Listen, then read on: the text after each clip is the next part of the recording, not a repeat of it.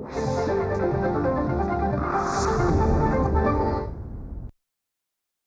हा निश्चय केलाय की मी त्या लोकांना सोडणार नाही ज्यांनी ताईची ही अवस्था केली आहे. सोडणार नाही मी त्या लोकांना. अहो असं काय बोलताय काका? तुमचा तर पूर्ण हक्क आहे. फक्त मला सूचना देण्याचाच नाही तर मला ओरडण्याचा सुद्धा. ईशा, हा आज तर घरातले सगळेच जण मूड मध्ये दिसतायत.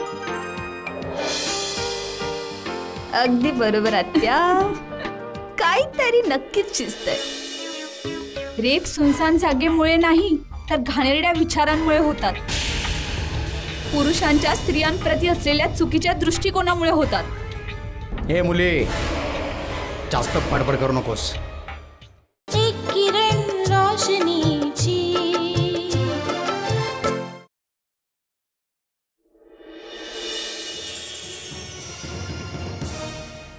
सांभाळा स्वतःला.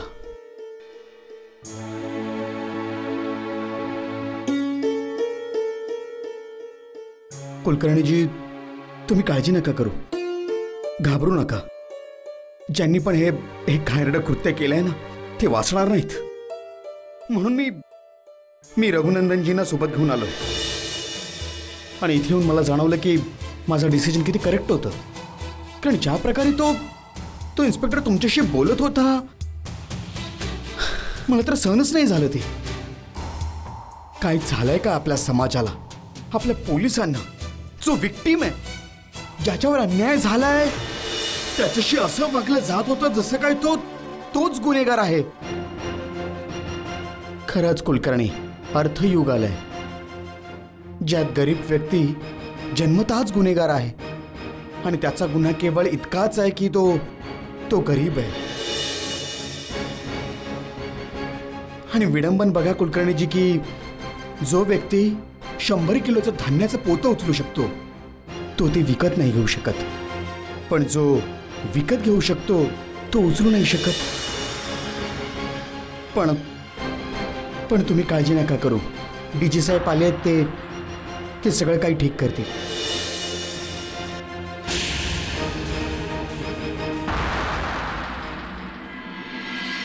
डॉक्टर साहेब, कशी आहे दृष्टी? शी इज बेटर. काय ती अशा परिस्थितीमध्ये आली आहे का? आम्ही तिचा जबाब नोंदवू शकतो? Yes, but no stress. जसंच आम्हाला कळेल की शी इज गेटिंग स्ट्रेस्ड, आम्ही स्टेटमेंट बंद करू. या.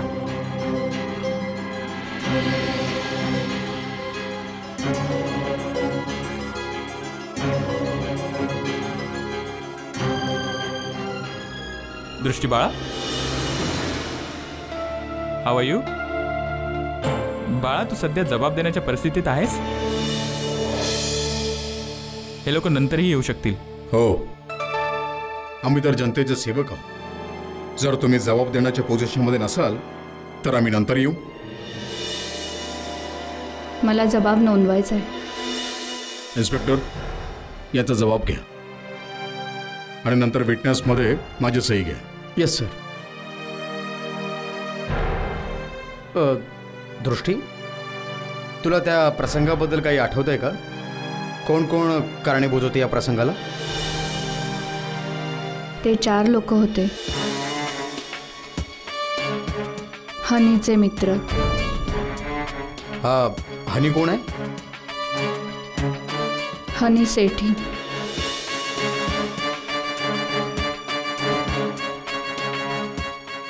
आमची नेबर. हनी सेठी तुमची नेबर. ही घटना कुठे घडली होती? तिच्या फार्म हाऊसवर. हनी सेठीच्या फार्म हाऊसवर? हो. तिचं फार्म हाऊस आहे कुठे? लोणावळामध्ये. लोणावळामध्ये कुठे? Don't ask stupid questions. महत्वाचा प्रश्न विचार. सर, ही घटना किती वाजता घडली होती तुम्हाला आठवते? मला पक्क आठवत नाही. अच्छा, त्या चौघांचं नाव आठवतात का तुम्हाला?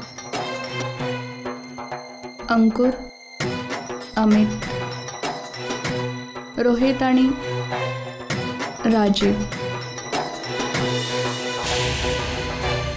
तुम्ही या चौघांना अगोदरपासून ओळखत होता? नाही, मी त्यांना पहिल्यांदाच भेटले होते. इन्स्पेक्टर साहेब, जे इम्पॉर्टंट प्रश्न आहेत तेच तुम्ही विचारा.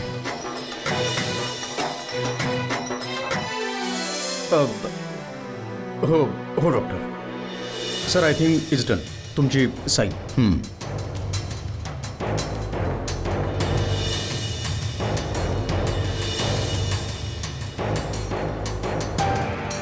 ओके, गुड लक.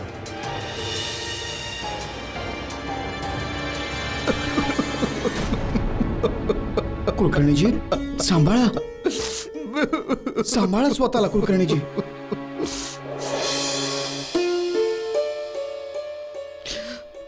माझ्याच मुलीसोबत असं का घडलं? माझ्याच मुलीसोबत. सांभाळा स्वतःला. एक मध्यमवर्गीय, लाचार आणि हतबल बाप अजून करू तरी काय शकतो? मला तर असं वाटतं की त्या राक्षसांना पकडून भर रस्त्यात गोळी मारू. पण हतबल बाप काहीच नाही करू शकत. कुलकर्णीजी, तुम्ही लाचार नाही आहात, हतबल नाही आहात तुम्ही. मी असताना तुम्ही असा विचार देखील कसा काय केला? लाचार तर आपण त्यांना करणार आहोत ज्याने एक घाणेरडं कृत्य केलंय. तुम्ही तर फक्त जरा थोडासा धीर धरा. बाकी सगळं माझ्यावर सोपवून द्या. थोडीशी हिंमत दाखवा. रघुनंदनजी, दृष्टीचा जबाब नोंदवलाय तुम्ही? हो, जबाब खूप काळजीपूर्वक नोंदवला. तर मग त्या जबाबाच्या आधारावर आपण गुन्हेगारांना पकडू शकतो? हो, नक्कीच आपण पकडू शकतो गुन्हेगारांना. रघुनंदनजी, कोणालाच सोडायचं नाहीये आपल्याला. तुम्ही चिंता नका करू. आपल्याकडे आता भक्कम पुरावा आहे त्यांना पकडण्यासाठी. इन्स्पेक्टर, सगळ्यांच्या नावाने वॉरंट जारी करा. मला सगळे जेलच्या आत हवे आहेत लगेच. थँक्यू रघुनंदनजी. यात धन्यवाद बोलायचं काही गरज नाहीये. ते तर माझं कर्तव्य आहे. तुम्ही अजिबात काळजी नका करू. तुमची ही केस प्रायोरिटी बेसिसवर ठेवली जाईल. सर, कोणालाही सोडू नका. मुली, तू अजिबात काळजी नको करूस. कोणीच वाचणार नाहीये. हा, डोंट वरी.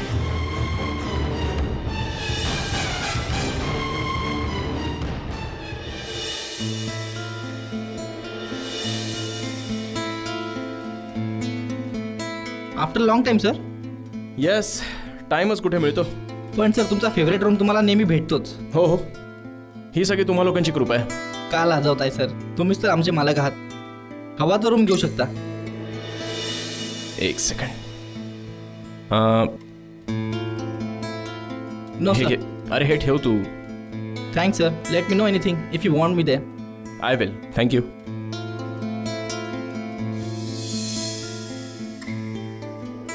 कसा वाटला रूम?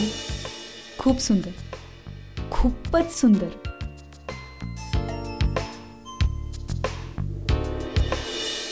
सुंदर तर आहेच, पण तुझ्यापेक्षा जास्त सुंदर नाही आहे. काय बात आहे, येताच रोमॅन्टिक झालात? अरे हे बघ, हनीमूनसाठी आलो आहोत ना.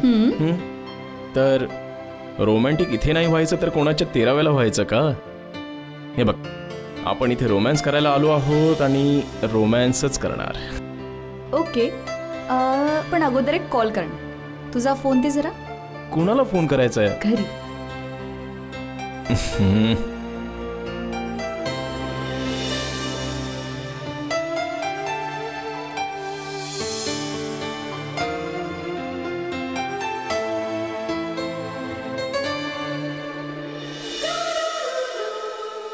काय झालं? कॉल नाही लागत आहे. इथे नेटवर्क प्रॉब्लेम आहे. म्हणूनच तर तुला इथे घेऊन आलोय. कारण इथे आपले सगळे प्रॉब्लेम्स दूर होतील, फक्त एका प्रॉब्लेमला सोडून. कुठली? Network problem. साहेब एकदम मूड मध्ये. ते तर आहेच.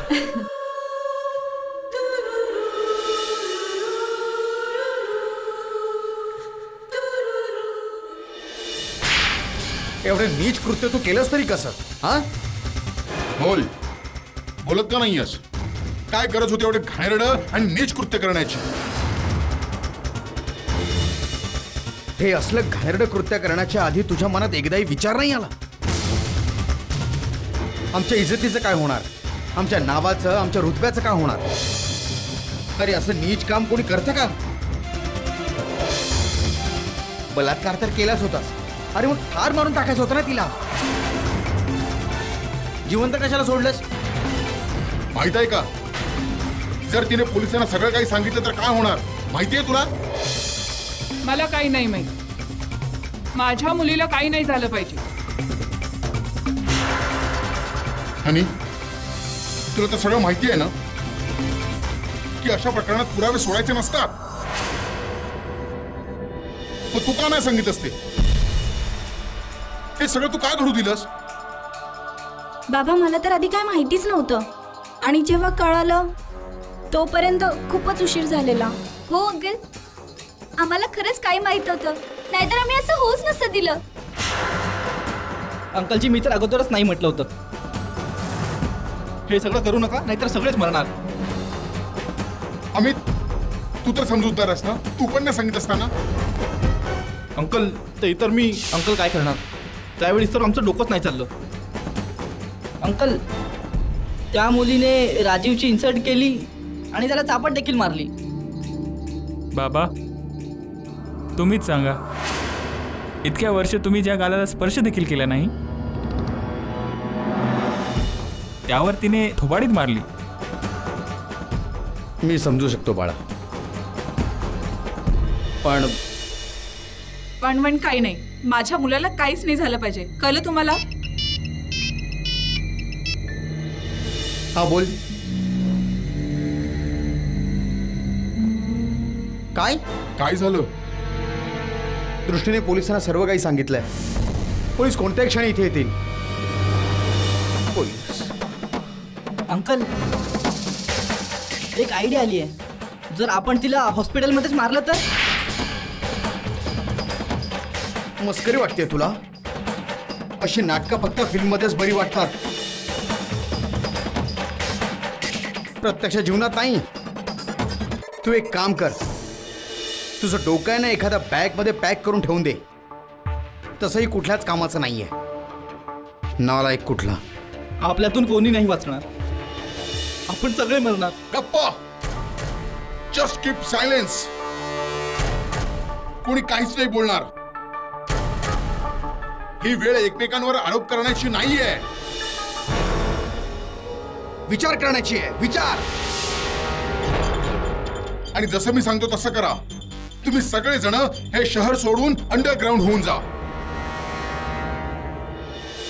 आणि जोपर्यंत मी कॉन्टॅक्ट करत नाही तोपर्यंत कोणीच मला फोन नाही करणार. Is that clear? मी सगळं सांभाळून घेईन इथे. जा तुम्ही आता सगळे. Yes uncle. जा.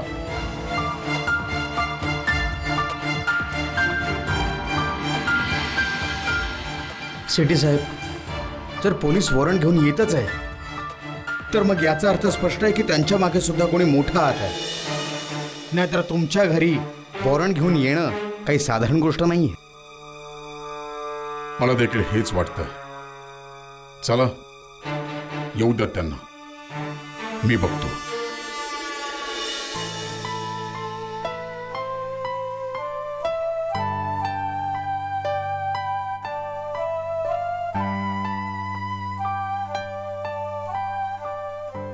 आई, दृष्टीताई घरी कधी येणार? बाळा ती लवकरच घरी ये. आई, तू मला खोटं तर नाही ना सांगत आहेस? बाळा असं का वाटतं तुला? कारण घरात आपल्याशिवाय अजून कोणीच नाहीये. सगळी दृष्टीताईकडे आहेत. आपण का नाही जात तिला बघायला? बाळा जर आपण भेटायला लागलो तर घरात कोण राहणार? आई, मला दृष्टीताईची खूपच आठवण येते.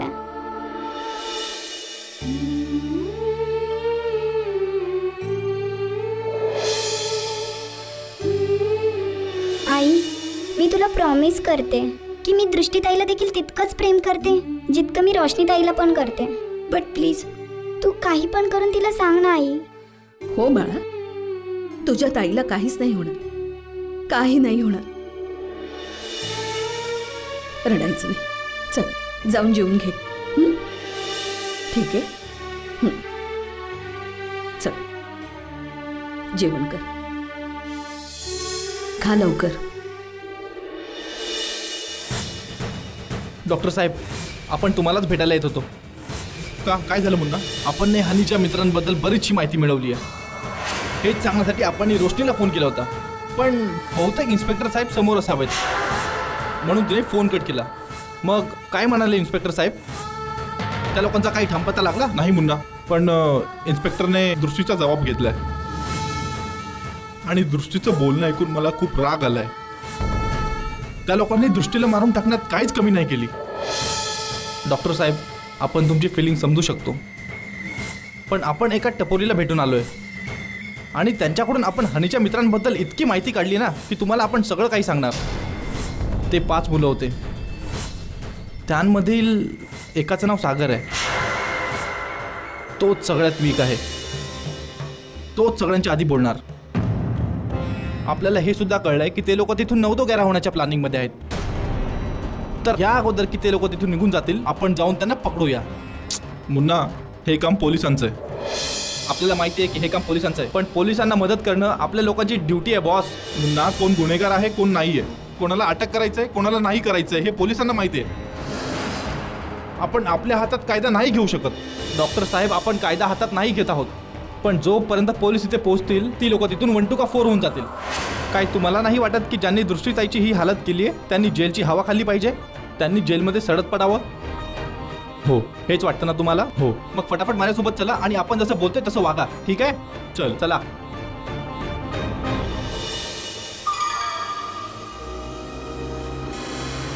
निशा,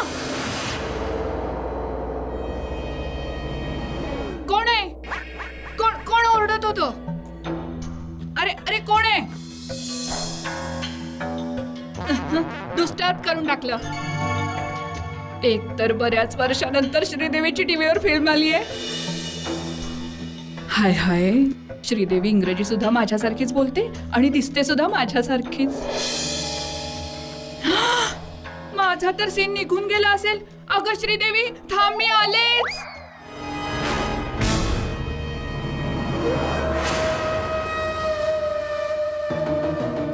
वेडी आहेस तू. गप्पा बसायचं. फसवशील मला एक दिवस तू. चल इथून, चल.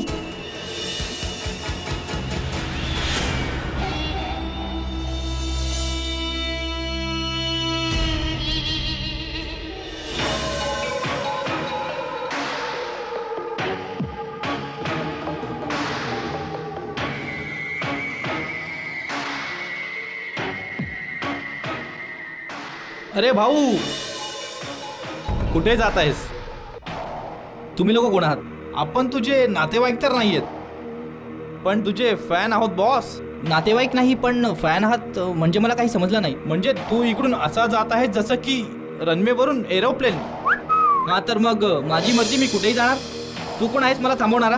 आपण कोण आहे? आपण कोण आहे याला थांबवणारा? आपण सांगू का कोण आहे आपण? आपण सांगू का तुला कोण आहे आपण? हे कॉलर सोड, कॉलर सोड. बघा, जर तुम्ही गुंडगिरी करण्याचा प्रयत्न केला तर मी पोलिसांना सांगेन. आम्ही पण तेच तर म्हणतोय की तुम्ही पोलिसांकडे जा, म्हणजे ते तुझा जबाब नोंदवतील आणि तू त्यांना सांगावं त्या दिवशी फार्म हाऊस मध्ये काय झालं. जबाब? Farm house? कोणतं फार्म हाऊस? कुठलं फार्म हाऊस? मी कोणत्या फार्म हाऊसला नाही बोलतो आणि नाही कोणत्या हनीला. बघितलं, चोराच्या मनात चांदणं. आपण तुला हनीबद्दल कधी विचारलं? आता चुपचाप आपल्यासोबत चल, नाहीतर तुझी धिंडच काढायला सुरुवात करेल. समजलं ना? चल. बघा बघा, माझं ऐका. बघा बघा. काय करतेस? हा, सत्यानाश करणार का? मी काय केलं? काय केलंस? एवढ्या जोरात ओरडण्याची काय गरज होती? असं अचानक येऊन कोणी हात खेचणार तर कोणीही घाबरून ओरडणारच ना. एक सेकंड, हात मी पकडला होता. बाहेरून कोणी चोरगुंड आलं नव्हतं ना? मला कसं ते कळणार? नाटक नको करूस. हे सांग की ज्या कामासाठी मी तुला इथे घेऊन आले ते तुला आठवतंय की नाही? लक्षात आहे? नाही, मला नाही वाटत. कारण ज्या स्पीडने तू हे काम करतेस ना, हा पूर्ण जन्म सुद्धा कमी पडणार आहे तुला. म्हणजे हे मॅडम, आतापर्यंत तू भाऊजींच्या इतकी जवळ यायला हवी होती, इतकी जवळ की त्यांनी सगळी प्रॉपर्टी तुझ्या नावावर करायला हवी होती. हे माझ्याकडून नाही होणार. व्हॉट? तुझ्याकडून नाही होणार म्हणजे? का नाही होणार कळू शकेल मला? निशाजी, हे लोक फार चांगले लोक आहेत. मी यांना असं नाही फसू शकत. प्लीज.